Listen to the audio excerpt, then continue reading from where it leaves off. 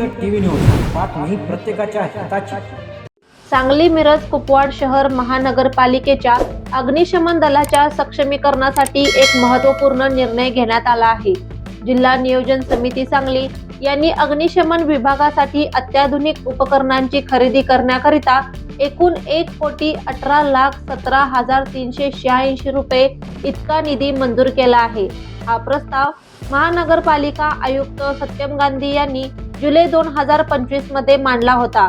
समितीकडून मिळालेल्या या मंजुरीमुळे शहरातील आपत्कालीन सेवेची क्षमता मोठ्या प्रमाणात वाढणार आहे।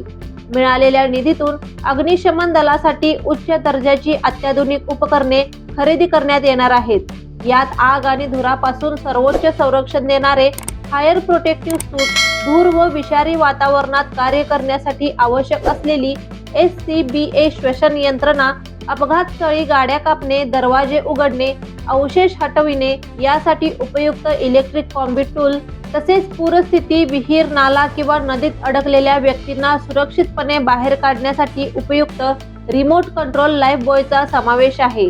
याशिवाय मोठी वाहने पोहोचू न शकणाऱ्या अरुंद वस्ती, गल्ल्या, उंच नीच भागात आग विझवण्यासाठी उपयुक्त पोर्टेबल पंप, अपघातग्रस्तांना सुरक्षितरित्या हलविण्यासाठी फोल्डेबल स्ट्रेचर आणि उच्च दाबाने पाणी फेकण्यासाठी विशेष दर्जाचे होज पाईप उपलब्ध करून देण्यात येणार आहेत। या उपकरणांमुळे अग्निशमन दलाची प्रतिसाद क्षमता, गती आणि सुरक्षितता लक्षणीयरित्या वाढेल। या सर्व अत्याधुनिक साधनांमुळे अग्निशमन दलाचे कार्य अधिक वेगवान, अचूक आणि सुरक्षित होणार आहेत। अपघात, आग, पूर, इमारत कोसळणे अशा कोणत्याही आपत्कालीन परिस्थितीत बचाव कार्य अधिक प्रभावीपणे आणि तांत्रिक पद्धतीने पार पाडता येणार आहे। नागरिकांच्या जीव आणि मालमत्तेचे रक्षण आता अधिक सक्षम पद्धतीने करता येईल।